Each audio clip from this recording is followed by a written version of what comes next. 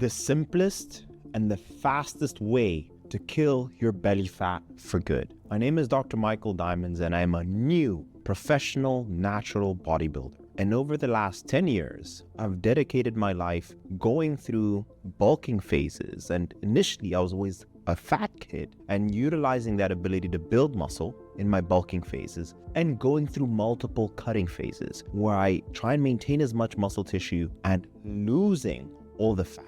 And I've repeated this process multiple times using the knowledge as a medical doctor and all the scientific research and literature that I've read over the last 10 years and improved my process. And I've managed to do this as long as 7 months in my first stint to as short as 90 days, and this being manageable. And not only have I been able to do this myself in a simple and quick manner, I've been able to do this with my clients. For example, Jasmine, who only wanted to drop 10 pounds and she hit her mark very easily. She was able to see her abs. Dominic, at 60 years young, that allowed him to release the weight and allowed him to finally maintain this physique that he could have year round. Dwayne, at 80 years young, I remember our first conversation and he said, "Mike, you're my last hope." And he proceeded to dropping 27 pounds at 80 years old. Why I'm sharing this is to say that this is science, this is not luck, this is definitely hard work, but as long as you follow these 5 mechanical rules that I've developed, you will be able to see your abs in no time. And the same to my clients like Jim. Take a look at the post he just shared on Instagram. 35 pounds lost in 16 weeks. And that's not all. Sandra, who is now at the 50-pound mark loss in the entire journey that we've shared together. And Harry, which I'm going to have on this channel very soon, 88 pounds. And in truth, every single transformation you've seen online is following these rules and they're gatekeeping it from you. But I'm not only going to share the simple way, I'm also going to share what is the fastest way to get there, as summer is here and we want to be in the best shape possible. So I highly recommend for all of those people who watch till the very end, your chances of success is only determined by you taking action and implementing everything I mentioned in this video. And for those of you who may know things already, you're gonna find out so many nuggets and facts in this video that will confirm some of the things about your body that may just change the trajectory of your transformation. Let's not waste any time. Let's get into rule number 1 of the mechanical rules. Did you know that your stomach, it's an organ, and an empty stomach is about 1.7 to 2.5 fluid ounces in volume when it's empty. However, when you fill that stomach up, it goes to as much as 34 to 51 fluid ounces. And the way you should see your stomach is a balloon. So rule number 1 is going to be intermittent fasting. It is one consistency that I've had over the 10 years. It's intermittent fasting. And the easiest way that I can explain why intermittent fasting functions is this balloon analogy. Now, we understand to lose weight, right, and more specifically fat, you need to be in a caloric deficit. But in terms of simplicity, what if we could just do something so simple that we're in a caloric deficit automatically? And here, we have 2 cups. This one here is a cup of someone who has breakfast, lunch, dinner, and a snack. Maybe a bite of your partner's sandwich in the morning, or drinking that extra Coke or Frappuccino in the morning. And this person's balloon over time is going to consume so much more compared to the person who just decides that they're not going to eat breakfast. And therefore, because of a lack of time, right, because of time restriction, their balloon can only inflate by so much. And that's why intermittent fasting works. So simply because of time, you limit the amount of volume that you can consume in a day. And now I'm going to explain to you what is the simplest way to follow it, and then also what is the fastest way. So whenever I start a diet, we simply start on a 12 hours fasting and a 12-hour eating window. So for example, if your final meal is at 8 p.m., then you should have your first meal at 8 a.m., 12 hours later, right? But as we know, as you start losing weight, you need to consistently establish a deeper caloric deficit so you don't hit any more plateaus, and that you're losing weight consistently, and that you're taking into account a thing called metabolic adaptation. In simple terms, your body will get used to the things that you're doing to it. So once I get to 2,500 calories, I will then go to 1410, right? So basically my breakfast will shift from 8 a.m. to 10 a.m. And these extra 2 hours of fasting will help in terms of consuming less food. But once I get within that 2,000 to 2,300 calorie zone, I'll increase my fasting window to the classic 16-8. Here, I basically just skip breakfast. And because I'm skipping this meal in its entirety, it helps me tremendously with managing how many calories I eat. In simple terms, I've noticed that if I have my first meal early in the morning, the likelihood that I eat so much more is so much higher. And as time progresses, for me to establish an even deeper deficit, and you wonder, how do guys not deal with any hunger when they're cutting their calories so low? And the answer to that is intermittent fasting. Then the next question is, okay, Dr. Mike, what is the fastest way to be able to kill your body fat with intermittent fasting? So at the start of the diet, it's a 12-12. Then I'll progress to a 14-10. And then I'll get to the classic 16-8. And I'll usually be in that 20% body fat zone. But once I want to get to 10% and further, I will go to 18-6. And when I am getting into the single digits, I'll go as far as getting into the 24. And the more I fast, the more weight I will lose as a consequence of just consuming less calories as a result of time. And what I've noticed with hunger signals is that as you implement fasting and you end up turning up this notch of your window, your body sends hunger signals called ghrelin from your stomach. But as time passes and a week passes where you're fasting, you don't respond to the ghrelin signal and you actually start not feeling hungry anymore because you haven't responded to this hormonal input. And what happens as a result is that you'll kill your body fat as a result of being in a caloric deficit.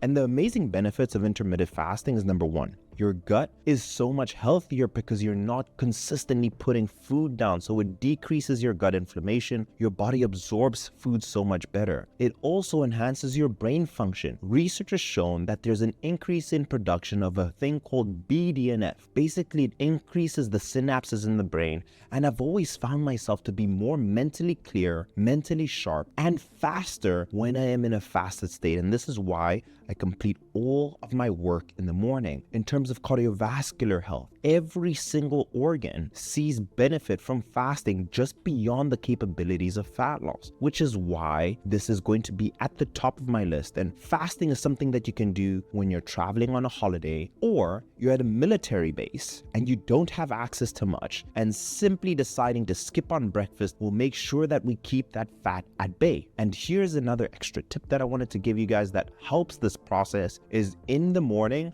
I will consume caffeine or any 0-calorie beverages. I've been tracking with my glucose monitor, and things like Monster and Celsius don't spike my blood sugar, consequently keeping my insulin low. Lower insulin will result in better fat loss. So that is also something. But the caveat is, what I've noticed personally is that sugary taste does actually spike my appetite. So I've always seen better results just drinking caffeine. And from coaching so many professionals in my career, I have noticed that the more caffeine you're consuming, the leaner people tend to get. This is because caffeine is an appetite suppressant. It can boost your metabolism, and there has been research that shows caffeine has a lipolytic effect. So I recommend a cup of coffee followed by sparkling water that you can drink in the morning to be able to assist you with your fasting. And that is going to be rule number one of being able to kill your belly fat, the simplest, and now you know what is the fastest way. And my recommendation, guys, for all of you there, don't just go to 20 hours and then eat in a 4-hour window period. I highly recommend you take it in a stepwise fashion so that you don't deal with the severe effects of hunger and all the other things that come with cutting your calories too drastically. Maybe change every 2 weeks if you're in a hurry, but I recommend do this in a month-to-month basis. First month, go 12-12. In second month, go 14-10. In your third month, 16-8. In your fourth month, go 24 when you really want to turn it up. That is my recommendation. Mechanical rule number 2 is going to be with each and every single meal, eat 50 grams of protein. Now, the rule you've always heard is eating 1 gram of protein per pound of body weight. Now, there is no downside to eating 1 gram of protein per pound of body weight.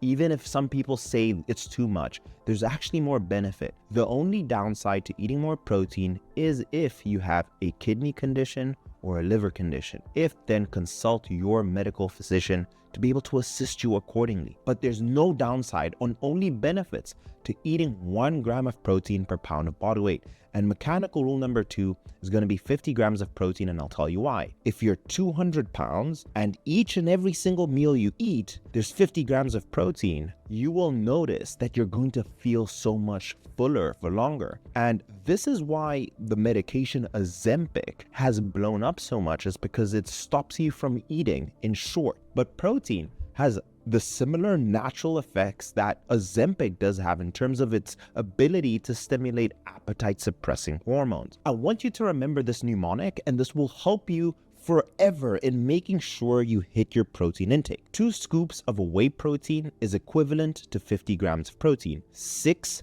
ounces of cooked chicken breast will give you 50 grams of protein. 8 ounces of steak, ideally a lean steak, will give you 50 grams of protein, and 10 ounces of a fish will give you 50 grams of protein. So now that we have the intermittent fasting, you can now know, okay, I'm going to eat protein in each and every single meal. And if you have 4, you can have oats with 2 scoops of protein. For lunch, you can decide to have chicken breast, maybe with a burger. For dinner, you can have steak with veggies. And as a snack, you may go to bed and decide, you know what, I'm going to have a can of tuna, or I'm just going to drink another shake. But now you have no excuses in terms of hitting your protein intake. And why this is rule number 2 is for a number of reasons.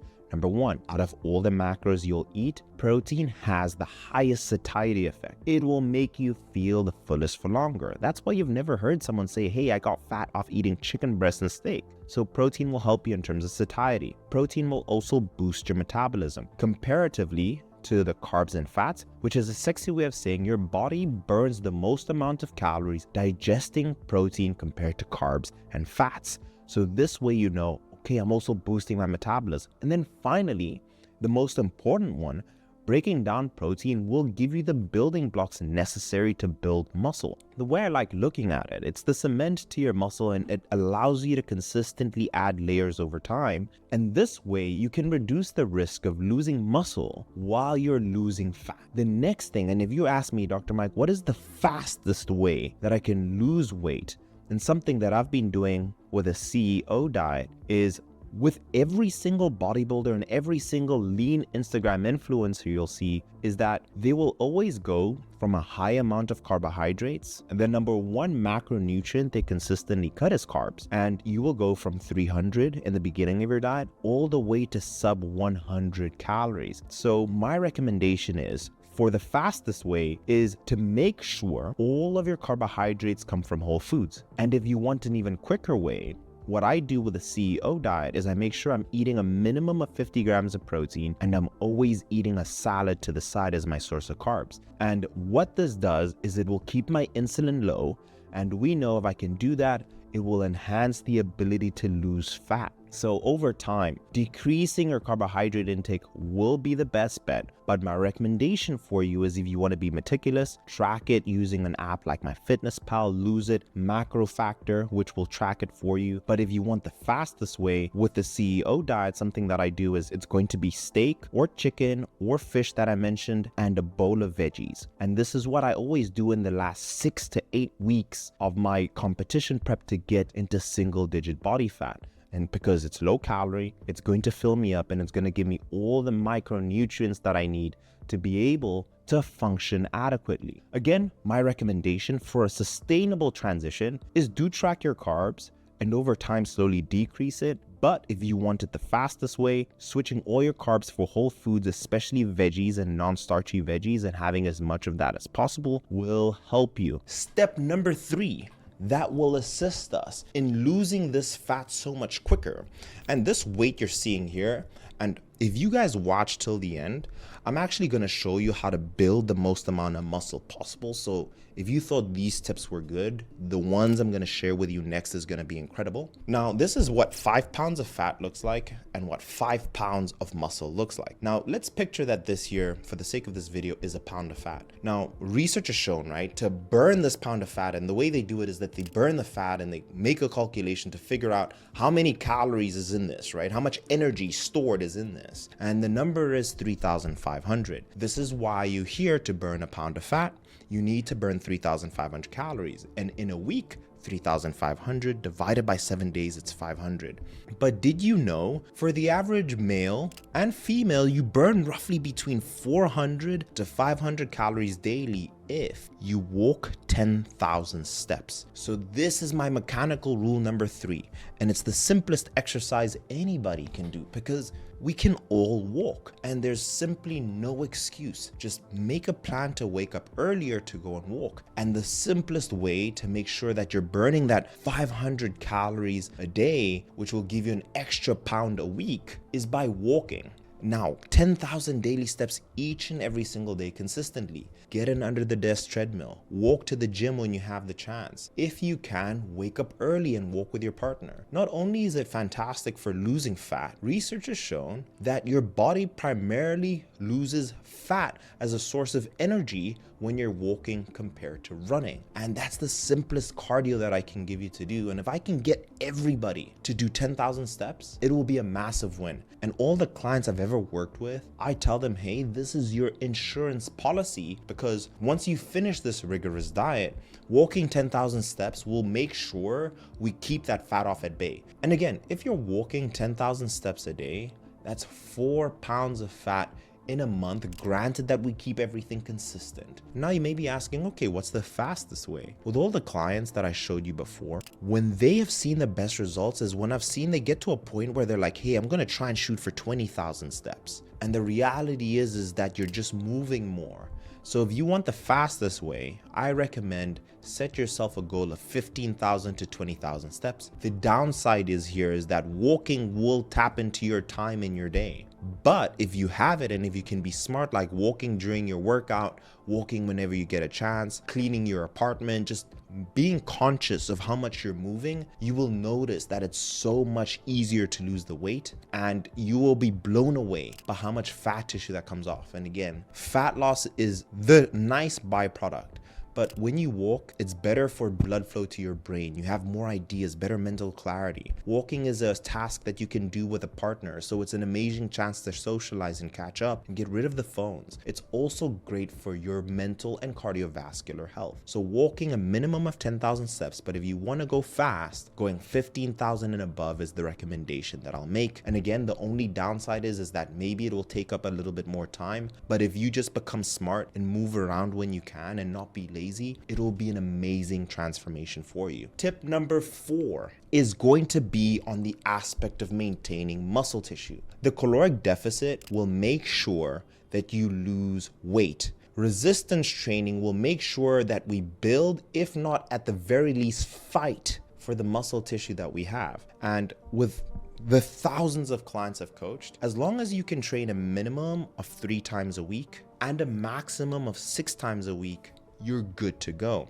But this is the big thing I want you guys to take away. You need to train in a manner that is uncomfortable. Let me explain. I go to the gym every day and I see people train, and they train to get in and to get out. But you need to put yourself in an uncomfortable position where it allows you the ability to grow. So when I train, in my mind, I'm going there to unlock a new version of myself. And each and every single exercise, I push myself with good form, but I make sure that the weight scares me a little bit, but I know I can handle it because I can maintain my form. There's history that I've done weight lighter than that. But what I want you guys to take away is make sure that you're challenging yourself in the gym, maintaining your form. Go in there as a surgeon.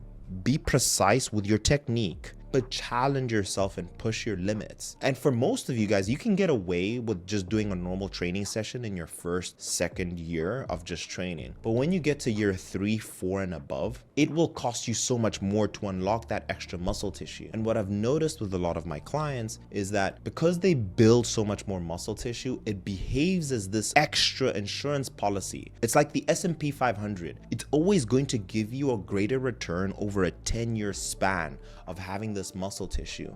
And the benefit is that muscle will burn more calories at rest compared to fat. Research has shown that 1 pound of muscle will burn about 6 calories at rest compared to the fat that only burns 2 calories. So if you can add an extra pound, let's say 1 pound a month, that will help you burn so many more calories in the long term, which will consequently boost your metabolism. And again, we don't just want to lose weight, because what happens with a lot of the individuals who like take Ozempic, for example, who don't eat, they lose fat, but along with that, they lose a lot of muscle. And you won't believe how many clients have said, hey, Mike, I took Manjaro or Ozempic. I did a DEXA scan before. I lost fat, but I lost equal amounts of muscle. And now they look skinny fat. We don't want that. You want your muscle tissue to be able to punch through your skin so you can have your six pack in its glory. So strong, consistent resistance training is the best. And you know what? Because you've stuck this far, on the screen right now, I'm showing you a 3-day split, a 4-day split, a 5-day split, and that's just to reward you guys for those who are watching here, because that tells me that you guys are very, very dedicated. Now let's go into the 5th and the final one, and in my personal opinion, it is the most important. Now, the way I've always looked at this particular aspect is the foundation of life. You spend 26 years of your lifetime, nearly a third of your life doing this, and it's sleep. And there's 2 analogies that I love, and that your body's a Ferrari, and this, or let's call it a Lamborghini. And the Lamborghini is well designed and crafted intelligently, right? But if there's no oil in that car, the chances it makes it down the road is very slim. Or the other analogy is that your body is this beautiful Amazonian rainforest. But if you don't give this rainforest good fertilizer, all the plants will die. So when you're sleeping 4 hours or 5 hours, the quality of the soil is poor. Or when you're sleeping 4 or 5 hours, you have very little oil. So your car is like stalling. It's going to break down. You can tell it's not going to make it further. But when you sleep 7-8 hours, you're giving your body the right soil, the best soil to flourish and grow, or the right oil for your Ferrari to drive as quickly as possible and to overtake any car. And this is the reason why research has shown that when you are sleeping more, it will take away your appetite. The less you sleep, the hungrier you'll be, especially for the foods that are not to your benefit. It's the donuts, the highly palatable foods. It's because you feel so tired and down, you have a low level of serotonin, your body wants to feel better. And usually going for the comfort foods as well make you feel better. So I noticed that the more I sleep, the less appetite I have, which makes this whole dieting process so much easier. And I'll never forget why it was so hard for me to lose weight in my first year of med school. The first time that it took me 7 months is because I really wanted to do well in medical school. I was sleeping, let's say 5 hours at best. I was on the treadmill 2 hours, I was training for 2 hours. People would be like, dude, you're working so hard. And I got decent results, but it came at such a big sacrifice. And then I ended up gaining the weight back because it wasn't sustainable. But when I slept 8 hours, it was so easy to follow. My weight was flying off of my frame. I noticed that I was able to build and maintain more muscle as a result. And research shows this. When you sleep less, there's less testosterone. When you sleep more, you have more testosterone, the main muscle building hormone. So simply put, is that enough sleep will make sure that all your systems, from your brain to your gut to your metabolism, will function so much better with sleep. You'll even develop insulin resistance. Your insulin won't function as well sleeping less. But if you sleep more, your insulin will respond well, you'll be sensitive, and your body will put all this sugar, the glucose, in the right places, and you'll be more energetic. I cannot understate how important sleep is. And the recommendation I have for you guys is this. What most people are doing is that they just need to follow a good protocol. The one I give my clients all the time is called 10-3-2-1. This is like the Bible of sleeping. So 10 hours before bed, no more caffeine. And even if you're the person who says, hey, I can still sleep fine, not true. So caffeine has a thing called a half-life. So what happens is the moment you drink caffeine, the caffeine flowing in your body decreases by half after about 6 hours. So it means by the time you still go to sleep, if you're drinking caffeine at 3 p.m., you almost have half of that caffeine still in your bloodstream. So what happens is it prevents you of getting into that good quality restorative sleep where you have this growth hormone, testosterone, all these hormones that are released in that REM sleep state. All of it is lost when you're drinking caffeine past midday. So if you're gonna sleep at 10 p.m., midday should be the last time you drink caffeine. 3 hours before, you want to stop eating. Why? Because think of your body again as a car. And when you're eating, you're keeping the engine on, right? Your stomach is trying to break down all this food and the lights are still on. If you're eating 1 hour before bed, it will be so difficult for you to sleep, and more so for you to get into deep sleep because your stomach is trying to break down all this food that you just gave it. The thing that I see that wakes up most of my clients before bed is actually going to the toilet to pee. And usually this is because of consuming liquids too close to bedtime. And as you age, your bladder doesn't function as well as it did as a kid. So the best thing to do is 2 hours before bed, no more fluids. And let's say you're still waking up to go to the toilet, maybe do it 2.5 hours and then 3 hours if that has to be the rule. And then finally, 1 hour before bed, no more blue light exposure. Now, I'm sure you guys know the sun releases a spectrum of UV, right, from 200 to 800. And all those wavelengths, and especially the 800 wavelength, the blue light wavelength, is what actually resets our body to tell us, hey, it's day and night. Now, did you know your devices like your computer screens and your phone actually emit this blue light? And what it does is that it's telling your brain that, hey, the sun is still outside, so you should be awake. And that's why you may be struggling to go to bed. Set yourself the rule of getting rid of your suns, your laptop, TV screens. And another thing you can do if you want to look like the Terminator, you can just get blue light blocking glasses. It'll just make everything orange. It'll prevent the entry of this blue light and you can still use your devices. You can also turn on night mode. If you just search on your iPhone in settings, night mode, you can turn it on and you can see that it will actually become red for you so that it doesn't emit blue light and provide you better sleep. But what I've noticed with a lot of my clients, and they notice this themselves, on the days they slept the most, they always saw the greatest amount of fat loss. It's always my job when someone does my coaching to sell them really hard on sleeping well. And when they see the weight loss come off, it's kind of like when you see your progress in the gym, they get very addicted to that. And immediately I get them to sleep so much more. And that's my goal. So sleeping is paramount. And for anybody out there, if you're in terrible shape, your life is in shambles and you're overweight, just forget everything else. Just focus on sleeping. I promise you, you will make better decisions and the weight will come off. And I do this with clients who've paid me a lot of money. And I said, hey, we're just going to focus on sleep, okay? Don't add any more pressure to your life. And they're so thankful for it. But I'll leave the video here. That is the simplest and the fastest way to be able to kill your body fat. So this thing that's around your belly, this visceral fat, the subcutaneous fat that's unnecessary and just poor mistakes that you've made, we can get rid of it.